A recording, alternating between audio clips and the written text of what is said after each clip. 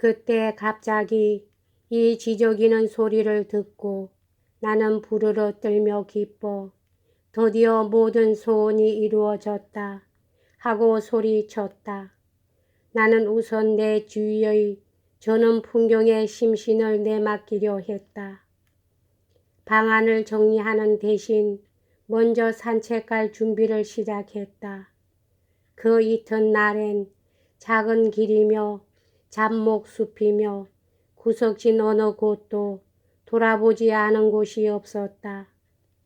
내 마음을 이끄는 이 은자암은 살피면 살필수록 내게 있어서는 안성맞춤이라고 느껴졌다. 황량하기보다는 오히려 적막한 느낌이 드는 이곳은 마치 이 세상 끝으로 데려온 것 같이 상상되었다. 도시 근처에서는 볼 수 없는 그 매력적인 아름다움이 그곳에 있었다. 갑자기 이곳에 끌려온 사람이라면 자기가 파리에서 40리 밖에 안 되는 곳에 와 있다고는 도저히 생각되지 않았을 것이다.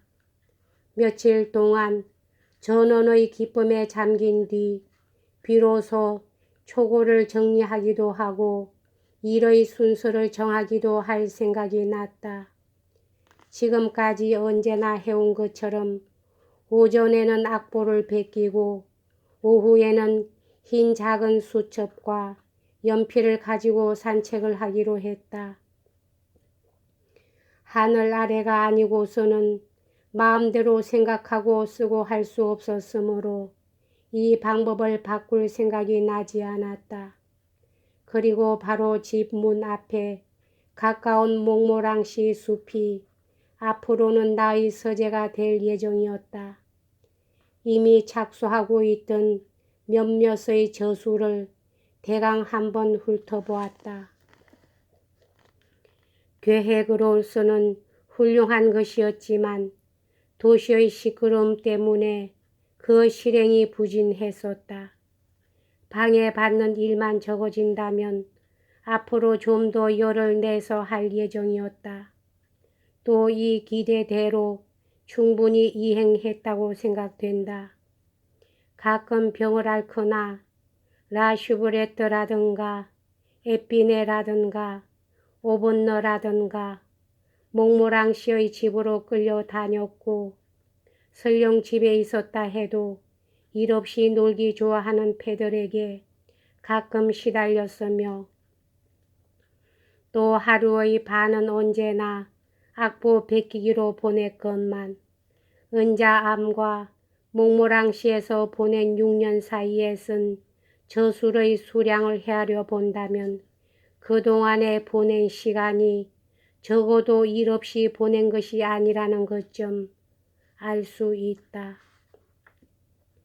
내가 이미 착수하였던 몇 개의 원고 가운데 오래 전부터 구상하고 있었고 가장 관심을 가지고 전념해 왔으며 필생의 사업으로 생각했고 또 자신의 명성을 확인할 수 있다고 자처했던 것은 정치 제도론이었다. 이것을 내가 처음으로 작성한 것은 13, 14년 전이었다.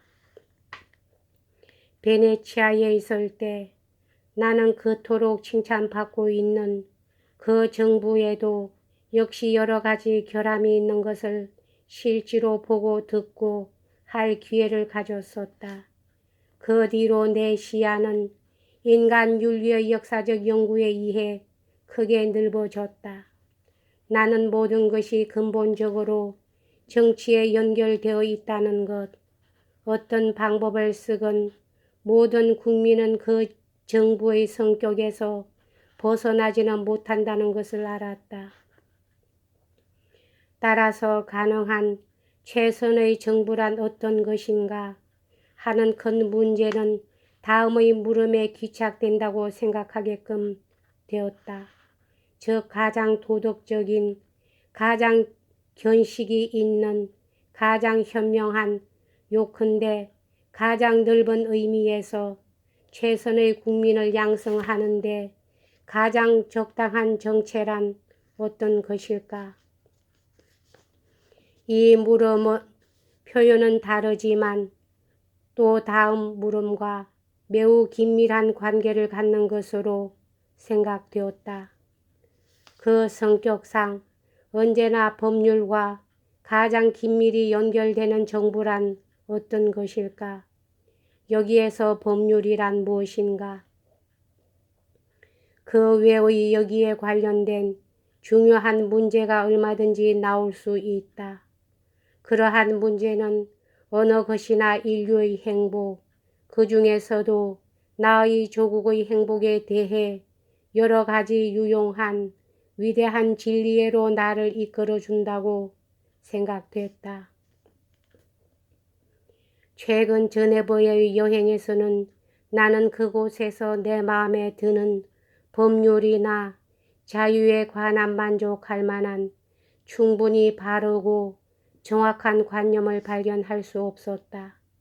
그래서 그러한 관념을 내 조국 사람들에게 주는 이 간접적인 방법이야말로 그들의 자존심을 상치 않는 가장 적당한 방법이며 또 내가 그들보다도 다소 진보적인 견해를 가졌다는 것을 조용히 인정하게 만드는 최선의 방법이라고 생각되었다. 이 저술을 시작한 지 벌써 5, 6년이나 되는데도 여지껏 아무런 진척이 없었다. 이런 종류의 책은 숙고와 여가와 안정이 필요했다.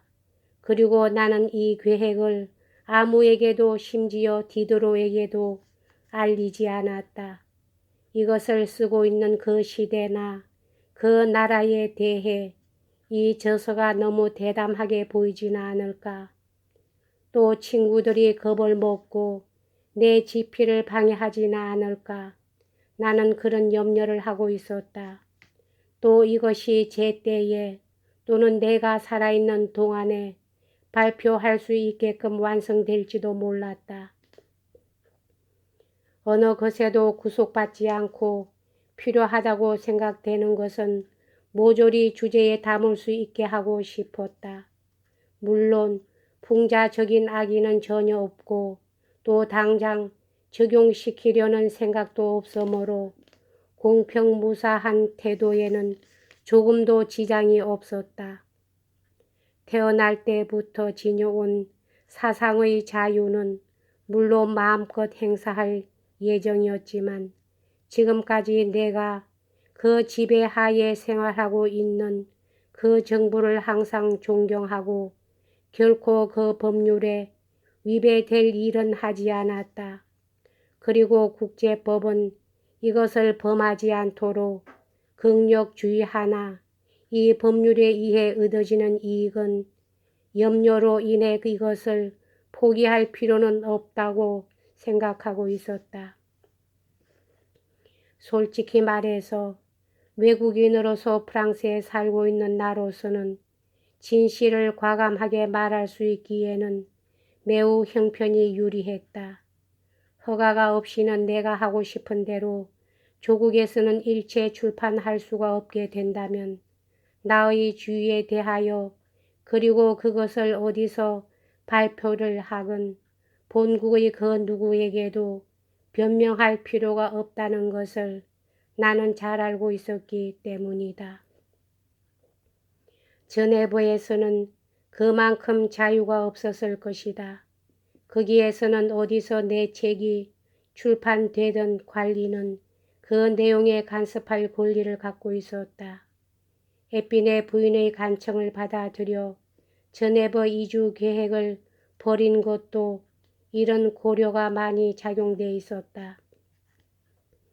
에밀에서 내가 말하고 있는 것처럼 아무라도 음모가가 아닌 이상 책을 조국의 참된 행복을 위해 바치려 한다면 결코 국내에서 그것을 써서는 안 된다고 생각하고 있었기 때문이었다.